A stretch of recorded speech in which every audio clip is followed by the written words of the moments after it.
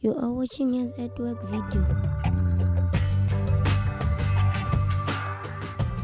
My name is Devin. I'm a Canadian volunteer here at Hands at Work. And so this year I've been working with the Oshook Service Centre, which is supporting Swaziland. So this past week we stayed in Bandeni.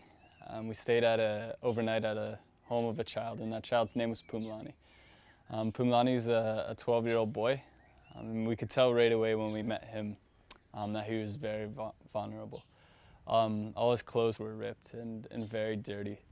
And you could just tell by the way that he was shy approaching us that he's had a tough life so far. And so when we went to his house, we got to talk with the family and get to know them a little bit. And we found out that Pumlani's parents had gotten divorced, and then they both left to go and marry someone else, and they left Pumlani by himself with his grandmother. And so Pumlani now lives with his grandma, and that family in general is very vulnerable. There is 4 girls living there, and 2 of them had to drop out of high school because they got pregnant.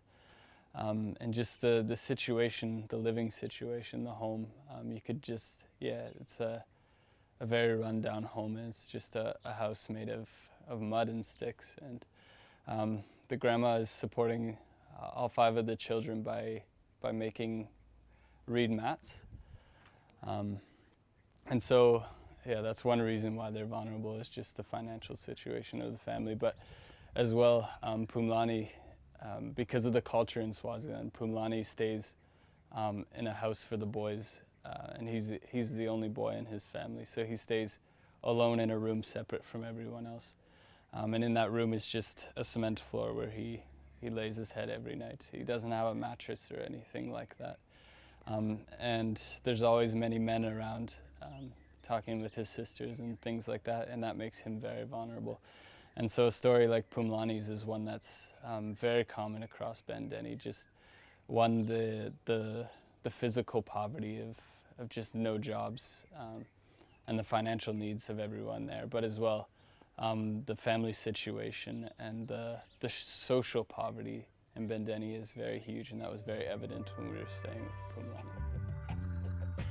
Thank you for joining us. www.handsatwork.org